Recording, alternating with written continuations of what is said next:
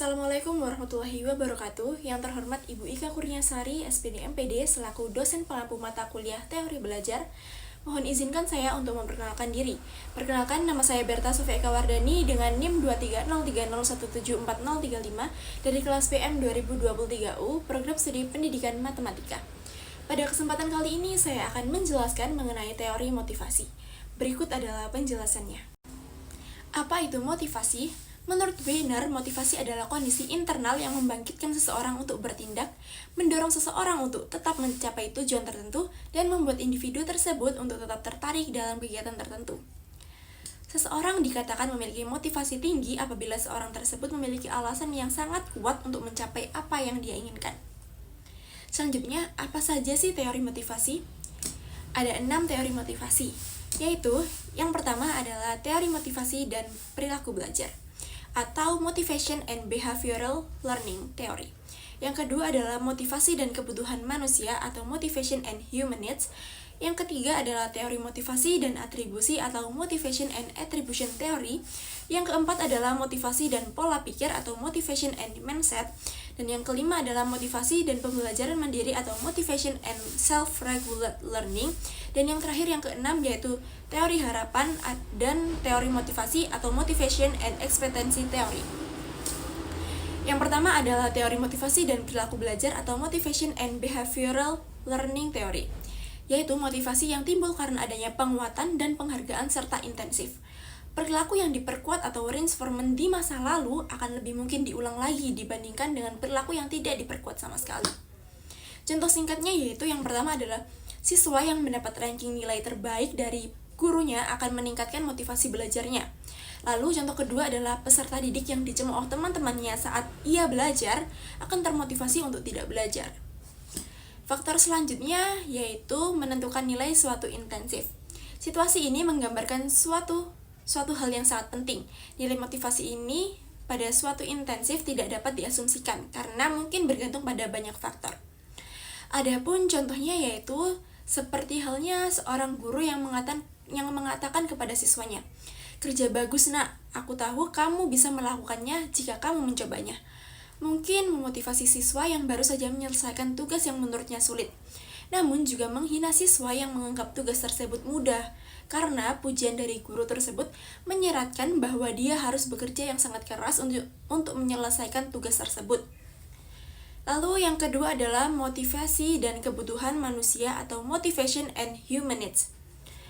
Motivasi dapat dianggap sebagai dorongan untuk memuaskan kebutuhan, seperti kebutuhan akan tempat tinggal, lalu makanan, cinta, dan pemeliharaan harga diri yang positif.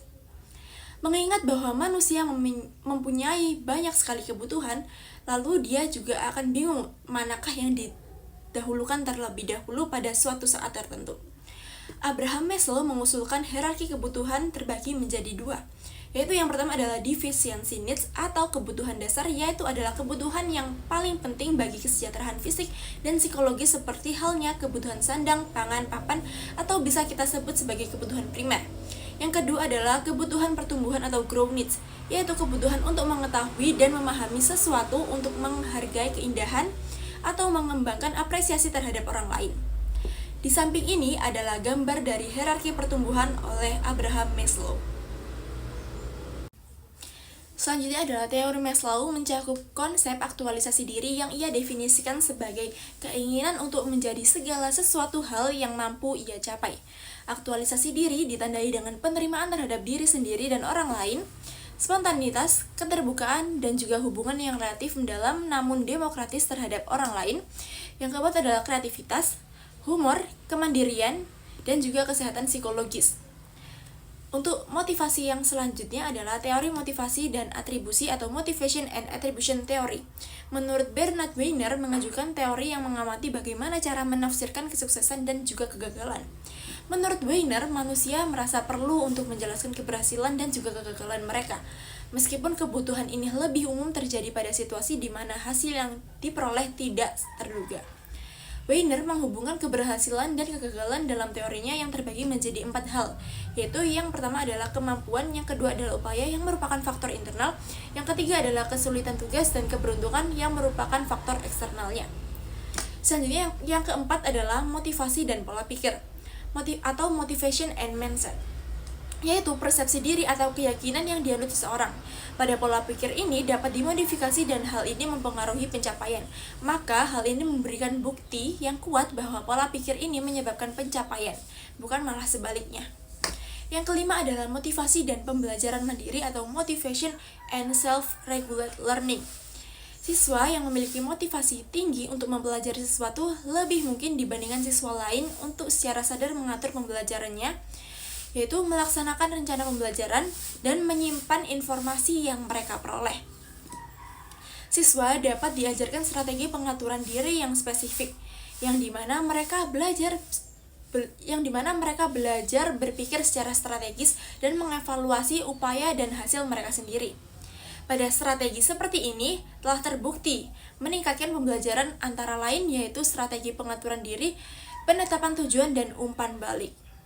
Dan yang terakhir yaitu teori harapan adalah teori harapan dan teori motivasi atau motivation and expectancy theory. Teori harapan adalah teori motivasi yang didasarkan pada keyakinan bahwa upaya seseorang mencapai suatu yang bergantung pada harapan mereka akan imbalan, bahwa motivasi orang untuk mencapai sesuatu yang bergantung pada hasil estimasi mereka terhadap suatu peluang keberhasilan. Lalu selanjutnya apa saja sih faktor yang mempengaruhi motivasi belajar siswa? Yang pertama adalah motivation and goal orientation atau motivasi dan orientasi tujuan. Tujuan adalah hasil yang ingin dicapai oleh seseorang. Teori orientasi tujuan adalah teori sosial kognitif yang menganggap penempatan tujuan sebagai proses motivasi utama. Teori orientasi tujuan berfokus pada alasan mengapa siswa memiliki semangat dalam kegiatan akademiknya. Ketika siswa mencoba mencapai berbagai tujuan, teori tersebut menunjukkan bahwa jenis tingkat tujuan dan tingkat komitmen mempunyai pengaruh terhadap cara mereka mengejar tujuan dan juga motivasi mereka untuk tetap belajar. Yang kedua adalah learn helplessness atau ketidakberdayaan yang dipelajari. Bentuk ekstern dari motif untuk menghindari kegagalan yang disebut dengan ketidakberdayaan yang dipelajari, yang merupakan persepsi bahwa apapun yang dilakukan seseorang, ia pasti akan gagal ataupun tidak efektif. Siswa dengan ketidakmampuan belajar, misalnya yaitu lebih mungkin merespon kegagalan dengan perilaku yang tidak berdaya dibandingkan siswa yang lainnya.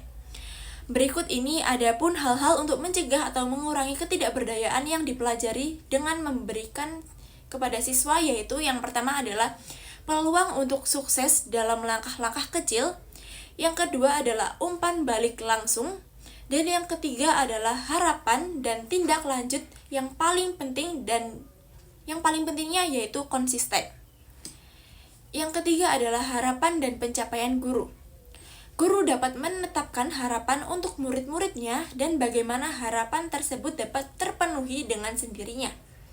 Siswa yang memiliki persepsi diri yang melebihi kinerja mereka saat ini cenderung mengalami peningkatan nilai.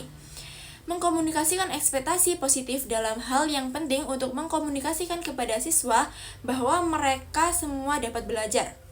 Adapun beberapa cara implisit yaitu yang pertama adalah tunggu siswa sampai memberikan respon. Yang kedua adalah perlakukan semua siswa dengan setara. Dan yang ketiga adalah hindari perbedaan prestasi yang tidak perlu di antara para siswa. Yang keempat adalah kecemasan dan pencapaian. Kecemasan merupakan hal yang selalu ada dalam dunia pendidikan. Sumber utama dari kecemasan di sekolah yaitu adalah rasa takut dan kegagalan, dengan itu dan juga hilangnya rasa harga diri. Adapun banyak strategi untuk mengurangi dampak negatif dari kecemasan tersebut, yaitu yang pertama adalah menciptakan lingkungan kelas yang nyaman, menerima semua kompetitif. Yang kedua adalah memberikan siswa kesempatan untuk memperbaiki kesalahan. Yang ketiga adalah memberikan instruksi yang jelas dan tidak ambigu. Dan yang keempat adalah menghindari tekanan waktu. Selanjutnya adalah bagaimana guru dapat meningkatkan motivasi siswa untuk belajar. Yang pertama adalah motivasi intrinsik dan ekstrinsik. Yang kedua adalah meningkatkan motivasi intrinsik. Yang ketiga adalah prinsip-prinsip dalam memberikan intensif intrinsik untuk belajar. Yang keempat adalah menggunakan pujian secara efektif. Dan yang kelima adalah mengajarkan siswa untuk memuji diri sendiri. Yang pertama adalah motivasi intrinsik dan ekstrinsik. Intrinsik adalah suatu dorongan atau motivasi yang berasal dari dalam individu. Sedangkan motivasi ekstrinsik yaitu motivasi atau dorongan yang berasal dari luar individu. Secara khusus, motivasi intrinsik siswa umumnya menurun sejak sekolah dasar hingga sekolah menengah. Untuk itu, sekolah menerapkan berbagai intensif ekstrinsik, yaitu berupa imbalan untuk belajar yang tidak melekat pada materi yang dipelajari. Imbalan ekstrinsik berkisar dari pujian, nilai, pengakuan, hadiah, hingga penghargaan yang lainnya. Yang kedua adalah meningkatkan motivasi intrinsik. Yang pertama caranya yaitu dengan menciptakan lingkungan kelas yang mendukung. Seperti halnya saat di ruang kelas, siswa akan merasa aman untuk mencoba ide-ide mereka dan mengambil resiko intelektual. Cara kedua yaitu membangkitkan minat dan mempertahankan rasa ingin tahu siswa. Contohnya yaitu mengaitkan materi dengan budaya siswa, atau contoh lainnya yaitu dalam keseharian guna mendorong siswa memiliki rasa ingin tahu dan menambah motivasi dalam belajar. Yang ketiga yaitu adalah prinsip-prinsip dalam memberikan intensif intrinsik untuk belajar. Cara yang pertama yaitu mengapresiasikan ekspektasi yang jelas.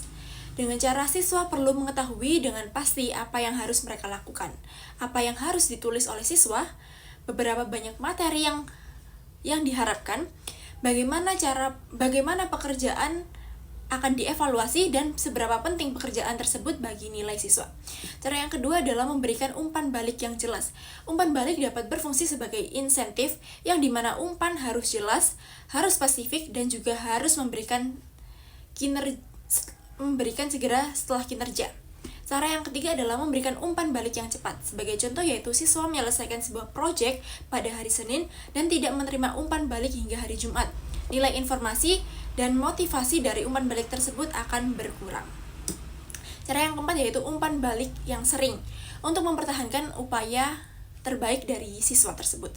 Yang kelima adalah meningkatkan nilai dan ketersediaan motivator ekstrinsik. Seperti halnya yaitu contohnya jika siswa menyelesaikan sebuah proyek pada hari Senin dan tidak menerima umpan balik pada hari Jumatnya, nilai informasi dan motivasi dari umpan balik tersebut akan berkurang. Cara meningkatkan motivasi siswa yang keempat yaitu menggunakan pujian secara efektif. Pujian terutama digunakan untuk memperkuat perilaku yang sesuai dan memberikan umpan balik kepada siswa tentang apa yang telah mereka lakukan dengan benar. Namun, yang lebih penting dari jumlah pujian yang diberikan kepada siswa, yang lebih penting adalah cara pemberiannya, yaitu menekankan bahwa pujian harus diberikan untuk kinerja yang baik dibandingkan dengan tingkat kinerja siswa yang biasa. Prinsip aksesibilitas penghargaan tidak boleh terlalu mudah ataupun terlalu sulit untuk didapatkan oleh siswa. Lalu, yang kelima adalah mengajarkan siswa untuk memuji diri sendiri. Siswa dapat belajar memuji diri sendiri dan dalam hal ini dapat meningkatkan keberhasilan akademik mereka. Strategi ini merupakan komponen kunci dari pembelajaran yang diatur sendiri. Mungkin itu saja yang dapat saya sampaikan. Mohon maaf apabila ada salah dan kurangnya. Terima kasih. Wassalamualaikum warahmatullahi wabarakatuh.